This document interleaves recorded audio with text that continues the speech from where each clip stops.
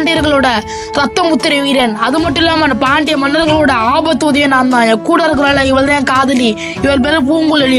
அது மட்டும் இல்லாம அரசனும் அரசியும் உங்க சித்தப்பாவான செங்கை பாண்டியராலையும் சூழ்ச்சியாலையும் துரோகத்தையும் கொல்லப்பட்டாங்கன்னு சொன்னோன்னே நம்ம நெடுஞ்செழிய பாண்டியன் கண் கலகுறாருங்க. எப்படியாச்சும் அவங்கள நம்ம திருப்பி பழி வாங்கணும்னு சொல்லிட்டு துடிக்கிறாருங்க. உண்மையா இருந்த பல வீரர்களை சிறையில் அடிச்சாரு செங்கை பாண்டியன்.